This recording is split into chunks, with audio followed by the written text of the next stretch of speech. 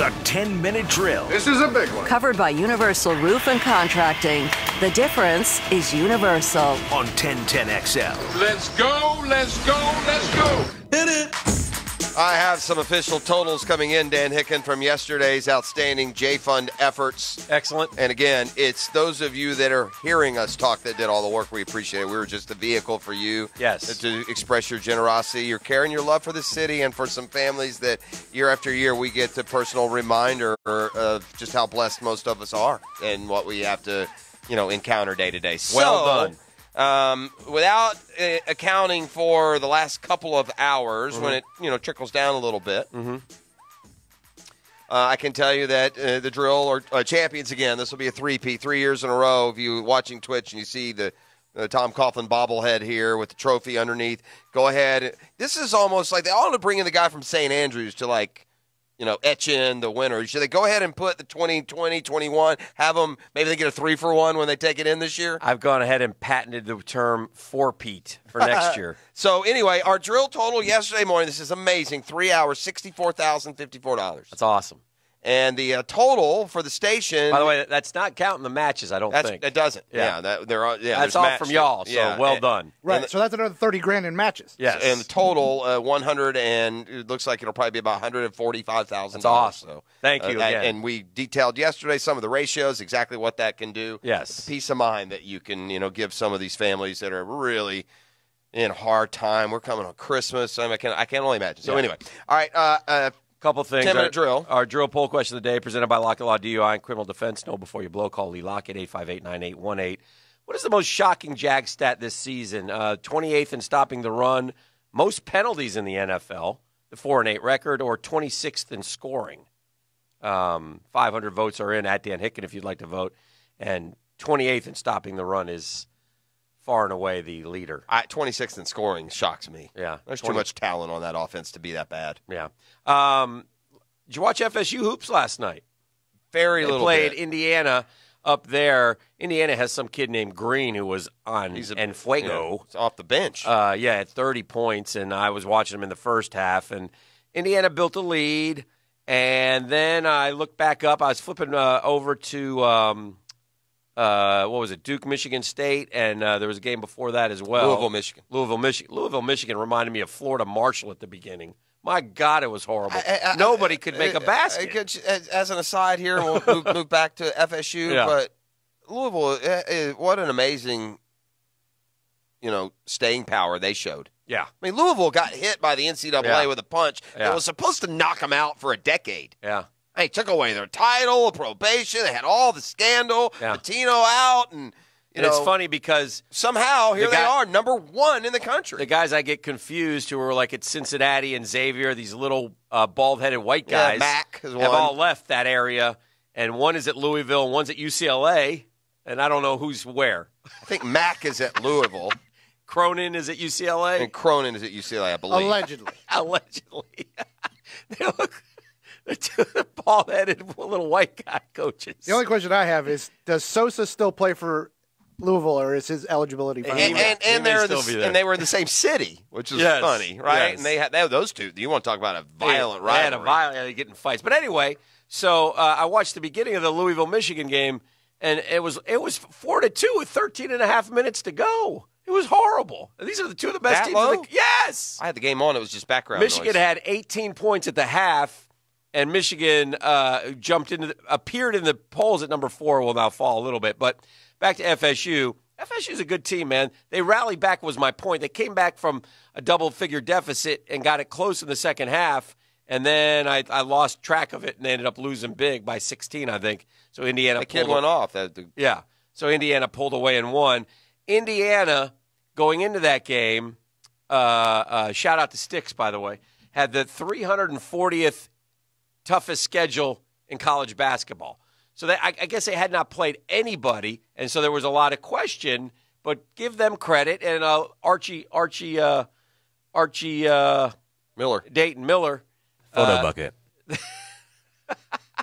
And I did tell my older son, Drew, I said, are they coming back with the football coach there, Allen? Is he coming back with them from Hoosierland? I mean, unless FSU hires him. That's what I was saying. Is FSU bringing them back?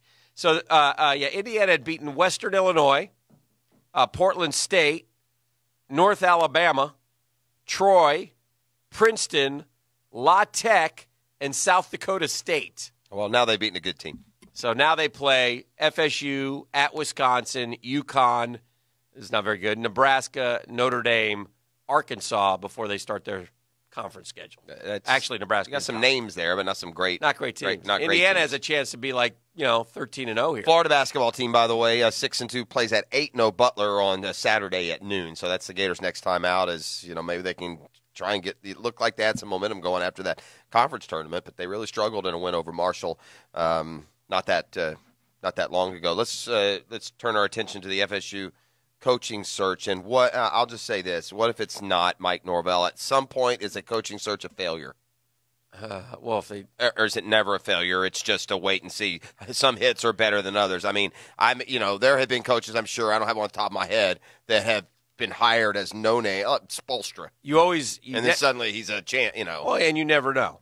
And so I can remember Florida hiring Jim McElwain, and I had to convince myself what a great coach he was, and he wasn't. I convinced myself. So if I'm a fan of the team, I'm always okay with who they hire. I mean, you make the best. I make of myself. It. I didn't want Dan Mullen. I wanted anybody I was okay. but. I was okay, Mullen. Yeah, I remember that. Yeah. So,